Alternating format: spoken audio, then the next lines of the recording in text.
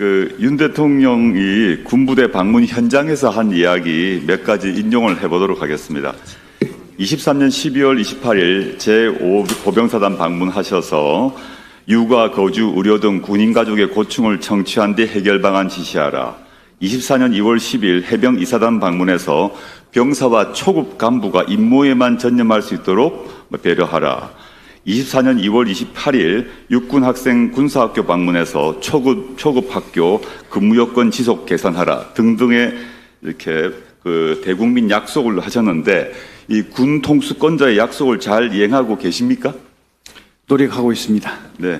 근데 제가 국방부에 질의를 했습니다.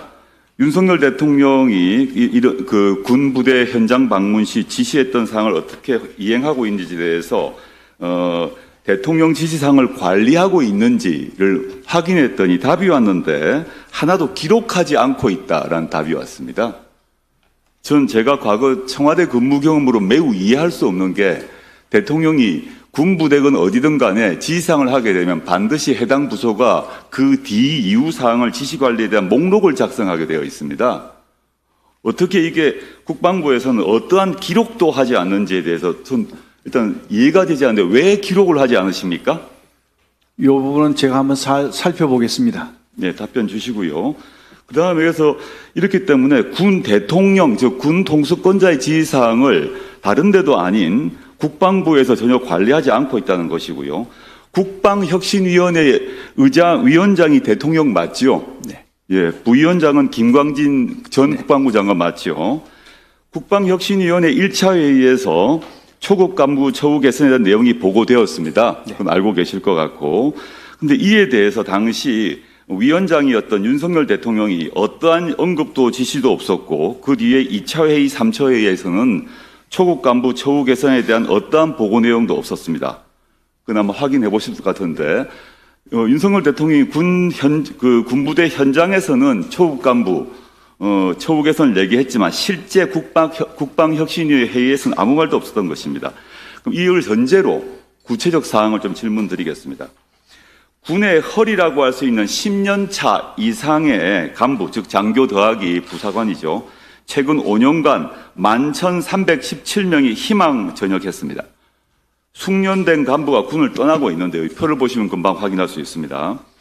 근데 21년까지 희망 전역자가 줄다가 22년, 23년 큰 폭으로 증가를 했고 21년에 비해서 23년의 희망 전역자는 63%로 폭증을 했습니다.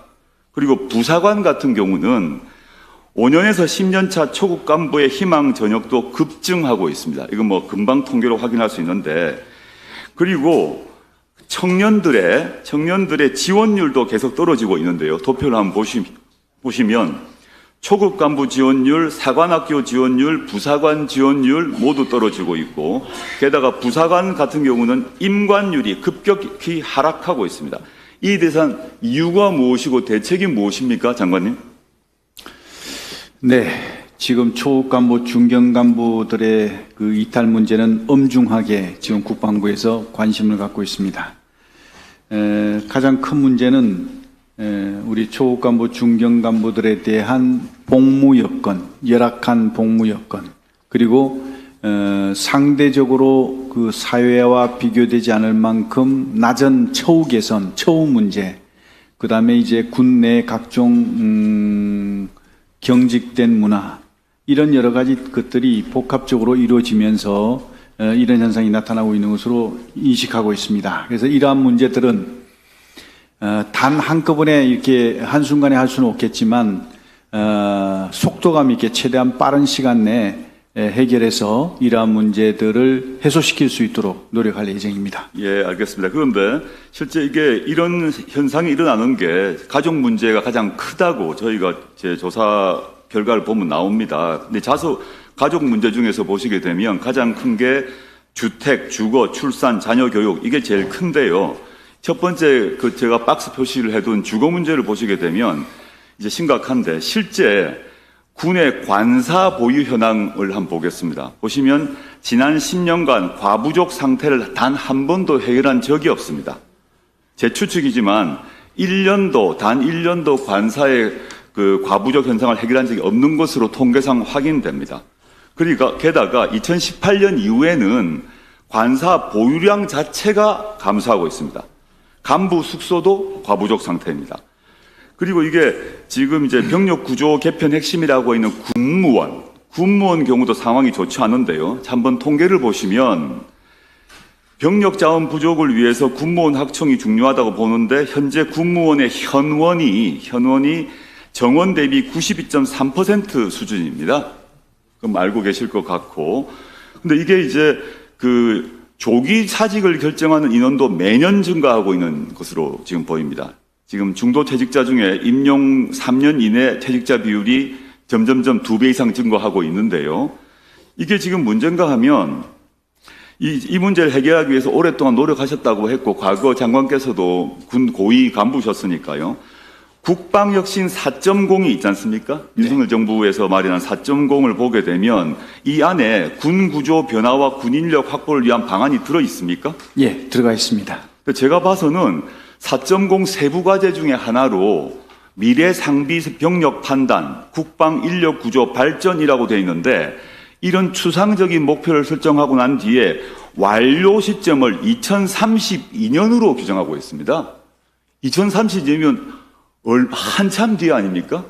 2032년까지 하고 있다고 되어 있고 예를 들어서 윤석열 대통령이 24년 8월 29일에 국정브리핑을 하셨는데 이때 초급 간부 지원율을 높이기 위해서 각 방안을 수립하고 수당을 반드시 인상하겠다고 확언을 하셨습니다. 24년에 직접. 네.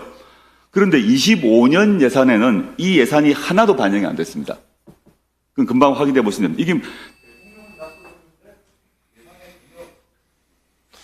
조국 의원님, 오전에 다 저희가 좀 끝내야 되고 또 모든 의원님들이 언론이 계실 때 해야 되기 때문에 간단하게 마무리를 좀 해주시길 부탁드립니다.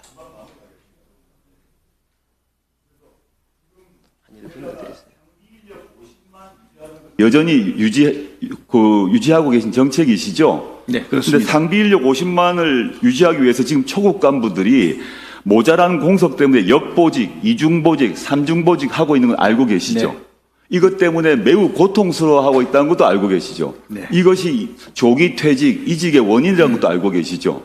네. 근데 이걸 어떻게 현재 상비 병력 50만을 유지할 수 있습니까? 현재 지금 현 23년 상태에 현재 상비 인력이 47만 7,500 정도가 되고 앞으로 인구는 줄 것이고 청년도 주는데 이 50만 정책을 어떻게 유지할 수 있습니까? 네. 예, 감사합니다. 네. 우선 존경하는 우리 조국 의원님께서 우리 초급 간부, 중견 간부들의 사기 복지 문제, 특히 이제 관사 부족 문제를 포함한 여러 가지 다양한 문제점에 대해서 관심을 가져주신 것에 대해서 대단히 감사드립니다. 방금 말씀하셨던 그런 어떤 부분에 대해서는 지금 전반적으로 저희가 추구하고 있는 과학기술 강군으로 나아가고 있는 그런 과정에서 말씀하신 대로 지금 28년, 30년까지는 현재 50만 상비 인력이 병력이 유지될 수 있는 정도의 출생률이 지금 유지가 되고 있습니다. 문제는 뭐냐면 34년 이후입니다. 이때 되면 급격하게 떨어지기 때문에 이 부분에 대해서 어떻게 우리가 대책을 강구할 것인가 하는 부분에 대해서 많은 노력을 고민을 하고 있고요. 그런 측면에서 저희가 가장 크게 내세우고 있는 것이 이제는 병력으로 싸우는 시대가 지났다. 무인 전투 체계로 나아가야겠다. 그래서 무인 전투 체계 시스템을 구축하기 위해서 지금 준비를 계속해 나가고 있습니다. 이것과 함께 무인 전투 체계를 완성하는 데는 많은 시간이 걸리기 때문에 그 중간 과정에서의 유무인 전투 체계를 35년 경에는 만들 예정입니다. 그렇게만 되더라도 지금 병력보다는 훨씬 적은 병력으로 군을 효율적으로 운용할 수 있다. 이런 차원에서 지금 준비를 하고 있고요. 이 외에도 여성 인력을 활용하는 문제, 민간 기업, 민간 인력을 활용하는 문제, 그 다음에 이제 다양한 어떤 상근 제도를 이제 좀 현역으로 바꾸는 문제, 이런 것들을 통해 가지고 병력 부족 문제를 최대한 개선시켜 나가려고 노력하고 있습니다. 네. 양해해 주시기 바랍니다. 조국 의원님 수고하셨습니다. 자, 그럼 지금부터 주목해 주세요. 구독자분들을 위해 이벤트를 준비했습니다. 뉴스만 잘 챙겨보셔도 돈을 벌 수 있다고 말씀드렸는데요. 저희 채널을 보시면 다양한 경제 이슈들을 보셨을 때 어떤 생각이 드십니까? 그냥 뉴스만 보고 끝내는지 아니면 이 뉴스를 어떻게 이용할 수 있는지 이 부분을 고민하고 계시는지를 저는 되물어보고 싶습니다. 제가 지난해부터 여러분들께 뭐라고 말씀드렸습니까? 정치권, 글로벌 이슈 맞물려서 폭등하는 이슈를 관심 가지셔야 된다. 투자, 생각을 해보셔야 된다. 이렇게 말씀드렸습니다. 이런 썸네일 뉴스를 많이 보셨을 텐데요. 뉴스를 보셨을 때 부자들은 어떻게 생각한다고 했는지 기억나세요? 이슈를 투자 수단으로 어떻게 이용할 건지, 어떤 주식이 좋을지, 어디에 투자해야 돈이 자연스럽게 몰리는지 생각해야 된다고 말씀드렸죠. 그 이유가 뭐냐면 부자들이 이슈를 봤을 때는 이슈가 곧 돈으로 이어지고 그 이슈가 나에게 돈을 벌어준다는 경험적 확신이 있기 때문에 부자들은 항상 국내, 국외 이슈를 관심 있게 챙겨본다고 말씀드렸습니다. 이번에도 마찬가지입니다. 제가 지난번에 시청자분들과 함께하는 주식으로 수익 내기 이벤트를 진행했었는데요. 당연히 100% 무료로 진행을 했고 여기 보시면 아시겠지만 제가 지난번에도 저한테 구독이라는 문자를 보내주신 모든 시청자분들께 이렇게 자신있게 추천드렸습니다. 이번에도 2,000분 이상 알아가셨는데 한 달 동안 어떻게 됐을까요? 네, 말씀드린 대로 특정 시기 폭발적으로 오르면서 2배 가까이 큰 수익이 나와줬습니다. 구독자분들도 보고 계실 텐데 다시 한번 축하드립니다. 이번에도 마찬가지입니다. 가장 큰 이슈가 될 국내, 국외 이슈, 특히나 글로벌 이슈이기 때문에 우리가 어떻게 생각해야 할지, 돈이 벌릴지 생각해야 됩니다. 제가 이번에 뭘 보내드린다고요? 지난번과 같은 방식으로 구독이라고 문자를 보내주시면 앞으로 대장주 역할을 할 급등 종목을 시청자분들에게 종목명과 사고 파는 시점을 모두 알려드리겠습니다. 그래서 여러분이 주식으로 돈 버는 방식을 연습해 보시라는 겁니다. 저희 채널을 구독해 주시는 분은 문자로 구독이라고 보내주시면 무료 추천 종목과 종목 분석 리포트를 공유받으며 우량주, 급등주 종목을 매도, 매수 시점을 정확히 잡아드리겠습니다. 시간은 심야 시간도 가능하며 언제든 문자로 남겨주시기 바랍니다. 종목은 10명의 전문가가 합의한 단 하나의 최종 종목이 나갑니다.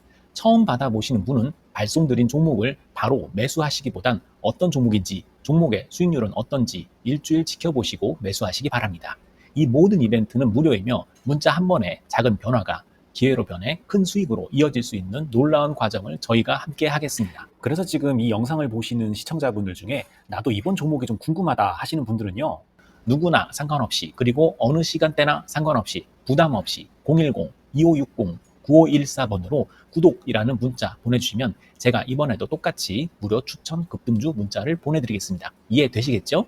제 번호 010-2560-9514로 구독이라는 문자 보내주시면 여러분들이 직접 이슈를 통해서 돈 버는 연습을 해보실 수 있는 것이고 제가 돈을 받는 것도 아니고 투자를 대신해 드리는 것도 아니기 때문에 부담 없이 신청해 주시면 되는 겁니다. 그리고 수익이 나면 저는 다른 것은 바라지 않습니다.